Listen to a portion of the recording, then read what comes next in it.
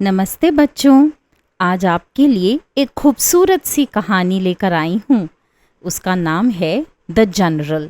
ये कहानी लिखी है जेनेट चार्टर्स ने। इसके चित्र बनाए हैं माइकल फोरमैन ने और हिंदी में अनुवाद किया है विदूषक ने। तो सुनो आज की ये प्यारी सी कहानी। किसी ज़माने में एक जनरल रहते थे।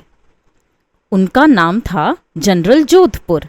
जनरल साहब की ख्वाहिश थी कि वो दुनिया के सबसे मशहूर जनरल बने और सभी मुल्कों के जनरल उनकी फौज की तारीफ करें। इसलिए वो अपने फौजियों को बिल्कुल व्यस्त और चुस्त रखते थे। अगर कुछ फौजी बंदूकों की नलियां साफ करते तो कुछ वर्दियों पर इस्त्री करते। बाकी फौजी अपने अपने जूते और मेडल्स पॉलिश करते। सुबह होते ही सूरज की पहली किरणों के साथ सभी फौजी परेड ग्राउंड पर हाजिर होते। वो शानदार वर्दी पहनकर मैदान में बड़ी बुलंदी से लेफ्ट राइट लेफ्ट का अभ्यास करते। परेड खत्म होने के बाद फौजी अलग अलग गुटों में बंट जाते। उनमें से बावर्ची किचन में खाना पकाने चले जाते। घुड़सवार अस्तबल में जाकर घोड़ों को खाना खिलाते और उनकी देखरेख करते। शाम के समय जब कैंप शांत होता तो जनरल जोधपुर रात में काफ़ी देर तक किताबें पढ़ते रहते। दुनिया के मशहूर जनरलों ने युद्ध में कैसे विजय हासिल की, वो उन वीरों के किस्से कहानियाँ पढ़ते। उन्हें उस बड़े दिन का इंतज़ार था जब उनका भी पूरी दुनिया में बड़ा नाम हो और उनकी फौज का डंका बजे और उन पर भी कोई वैसी ही मोटी किताब लिखे। एक इतवार को जब जनरल जोधपुर अपने सफ़ेद घोड़े पर सवार होकर जंगल के पास के मैदान से गुजर रहे थे, तभी एक चमकीली लाल रंग की लोमड़ी ने उनका रास्ता काटा। घोड़ा लाल लोमड़ी को अचानक देखकर डर गया और अपने दोनों पिछले पैरों पर खड़ा हो गया। नतीजा, जनरल जोधपुर धड़ाम से जमीन पर गिरे और उनका घोड़ा कुलाचे मारता हुआ वहां से जंगल में रफू चक्कर हो गया। जनरल जोधपुर को कोई खास चोट नहीं लगी क्योंकि वो हरी मुलायम घास के कालीन पर गिरे थे। घास मुलायम थी और उसमें से भीनी भीनी खुशबू आ रही थी। ताज्जुब की बात यह है कि जनरल साहब को घास इतनी पसंद आई कि उनका वहां से उठने का मन ही नहीं हुआ। उन्होंने घास का एक तिनका तोड़ा और उसे अपने दांतों के बीच चबाते रहे। फिर वो वहीं घास पर लेटे लेटे गरम धूप सेंकते रहे। काफी देर बाद उन्हें याद आया कि अब उन्हें कैंप में वापस जाना चाहिए। बड़े अनमने भाव से वो उठे और फिर लेफ्ट राइट करते हुए तेजी से कैंप की तरफ बढ़े। वैसे उस पगडंडी से वो पहले कई बार गुजरे थे, पर उन्होंने आज जो देखा वो पहले कभी नहीं देखा था। शायद तब वो बहुत जल्दी में थे। अब उन्हें गिलहरियाँ, खरगोश, मैदानी चूहे, साही और जंगली कबूतर भी दिखाई दिए। कुछ दूर पर उन्हें एक मोर भी दिखाई दिया। बहुत अरसे बाद उन्होंने चिड़ियों की चहचहाहट सुनी थी। फिर जनरल साहब एक खेत के पास आए। पूरा खेत सुंदर जंगली फूलों से भरा था। इतना सुंदर नज़ारा उन्होंने पहले कभी नहीं देखा था। वहाँ इतने अलग अलग प्रकार और रंगों के फूल थे जिसकी उन्होंने कभी कल्पना भी नहीं की थी। कोई चित्रकार सपने में भी इतने खूबसूरत रंग नहीं संजो सकता था। जनरल जोधपुर वहाँ कुछ लम्हों तक चुपचाप रुके रहे और वहाँ की अद्भुत सुंदरता को निहारते रहे। फिर वो फूलों के एक झुरमुट के बीच बैठ गए। वो टकटकी लगाए मधुमक्खियों को देखते रहे जो शहद के लिए अलग अलग फूलों के पराग कणों का जायका ले रही थीं। उन्हें लगा कि एक मधुमक्खी जरूर उनकी नाक पर आकर बैठेगी, पर कामकाजी मधुमक्खियों को भला कहाँ फुर्सत। उनके पास मशहूर जनरल साहब को देखने का वक्त तक नहीं था। जनरल बहुत देर तक रंग बिरंगे फूलों और मधुमक्खियों को निहारते रहे। वहाँ कितनी गजब की शांति थी। प्रकृति की यह गजब की सुंदरता उन्होंने पहले कभी क्यों नहीं देखी। बहुत देर बाद जब वो उठे तो उन्होंने देखा कि उनके बैठने से कुछ फूल दब गए थे। वो फूल मुरझाए और उदास लग रहे थे। जनरल साहब उन फूलों को वहां छोड़कर जाना नहीं चाहते थे, पर उन्हें अब अपने कैंप में वापस लौटना था। इसलिए उन्होंने वहां से 2 फूलों को अपने साथ ले लिया। जनरल जोधपुर को वापस कैंप में पहुंचते पहुंचते रात हो चुकी थी। उन्होंने पानी के एक गिलास में उन दोनों फूलों को डाला और उन्हें अपने कमरे की खिड़की पर रख दिया। कुछ देर बाद जनरल साहब सो गए। उस रात वो उन तमाम सुंदर चीज़ों के सपने देखते रहे जो उन्होंने पिछले दिन देखी थीं। इनमें खूबसूरत चिड़ियाँ, जानवर, सूरज और जंगली फूल शामिल थे।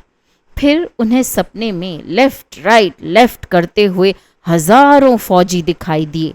उनके भारी बूटों से इतना जोर का शोर हो रहा था कि जंगल की सारी चिड़ियाँ और जानवर वहां से भाग गए थे।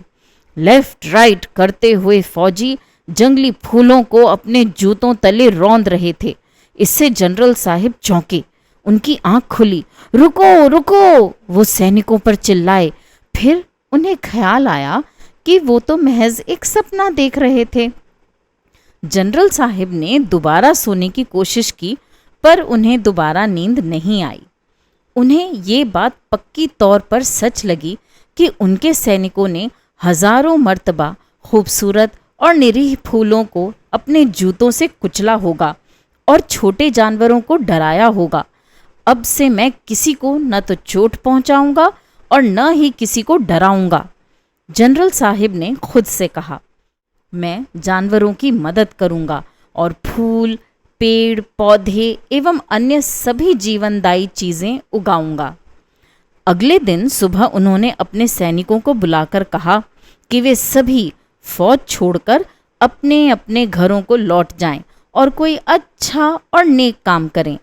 जनरल साहब चाहते थे कि सब फौजी मिलकर अपने देश को दुनिया का सबसे सुंदर देश बनाएं। जनरल साहब की बात सुनकर सब सैनिक बहुत खुश हुए, पर उनमें सबसे ज्यादा खुश जनरल साहब ही थे। फिर क्या हुआ? किसानों ने अपने खेतों को जोतना शुरू किया और अगली फसल के लिए बीज बोए। मछुआरों ने जाल उठाए और समुद्र में मछली पकड़ने गए। जनरल साहब ने आदेश दिया कि उनकी फौजी छावनी को एक सुंदर शहर में बदला जाए। उस शहर में दुकानें और स्कूल हों, बहुत सारे पार्क हों जहां बच्चे खेल सकें। जनरल जोधपुर इस काम से बेहद खुश और उत्साहित थे। वो रोज ही काम की प्रगति का मुआयना करने जाते। वहां वे अपने पुराने सैनिकों से मिलते। लोग भी जनरल साहब से मिलकर बहुत खुश होते। हर रोज वो उस जगह पर भी जाते जहां उन्होंने सबसे पहले जंगली फूल देखे थे। अब सर्दी के मौसम में वहां से फूल गायब थे। फिर भी वो उस स्थान को निहारते और वहां की मिट्टी को अपने दोनों हाथों में उठाते। जनरल साहब को पता था कि वसंत आते ही मिट्टी में सोए फूलों के बीज जागेंगे और अपनी गर्दन को जमीन के ऊपर उठाएंगे। धीरे धीरे जाड़ा खत्म हुआ। फिर दोबारा से जंगली फूलों ने अपने रंग बिखेरे। पेड़ों पर नई पत्तियां और कोंपलें निकलीं। किसानों ने जो बीज बोए थे उनमें से नन्हे नन्हे कल्ले निकले। मक्का के हरे पौधे अब कंधे की ऊंचाई के हो गए थे। पेड़ों पर लदे फल अब पक चुके थे। सुबह सुबह मछुआरे अपनी नावों में चमकीले समुद्र में जाते समय खुशी के गीत गा रहे थे। एक दिन जनरल जोधपुर को 2 महत्वपूर्ण पत्र मिले। उनमें से एक चिट्ठी दुनिया के पूर्वी भाग से प्रसिद्ध जनरल निकोलाई मार्कोविच ने लिखी थी। दूसरी चिट्ठी मशहूर जनरल कस्टर्ड की थी, जो दुनिया के पश्चिमी हिस्से से आई थी। दोनों ने जनरल जोधपुर के देश में जो कुछ नया चल रहा है उसकी बहुत तारीफ सुनी थी और वे प्रत्यक्ष में आकर उस जादू को देखना चाहते थे। जनरल जोधपुर ने तुरंत दोनों उच्च फौजी अफसरों को अपने देश में आने का निमंत्रण दिया। जब निकोलाई मार्कोविच और जनरल कस्टर्ड पहुंचे तो जनरल जोधपुर और एक पीतल के बैंड ने उनका भव्य स्वागत किया। फिर जनरल जोधपुर दोनों मेहमानों को अपना देश दिखाने ले गए। जनरल जोधपुर ने उन्हें बाग, बगीचे, जंगल, फल, फूल, सब्जियों और अनाज से भरे खेत दिखाए। फिर उन्होंने एक बेहतरीन शहर देखा जिसमें तमाम पार्क और खेल के मैदान थे। दोनों मेहमानों ने देखा कि वहाँ के लोग वाकई में जानवरों से प्रेम करते थे और उन्हें डराते, धमकाते और भगाते नहीं थे। अंत में जनरल जोधपुर उन्हें वो स्थान दिखाने ले गए जहाँ उन्होंने सबसे पहले फूल देखे थे।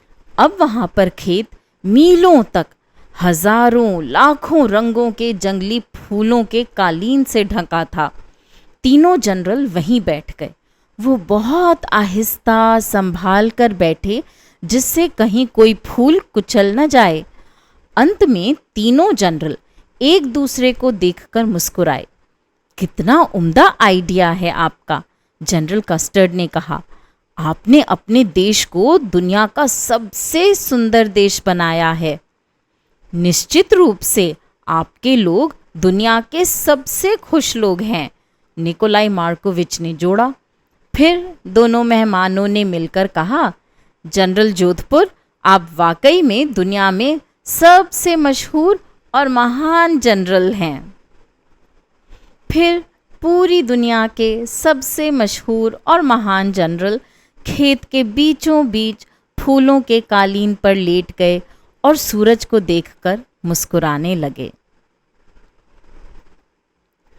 बच्चों, 50 साल बाद ये किताब उतनी ही सामयिक है जितनी तब थी। आज दुनिया को न केवल शांति की पर पर्यावरण संरक्षण की भी सख्त ज़रूरत है। आज ये दोनों मुद्दे, शांति और पर्यावरण, बहुत अहम हैं।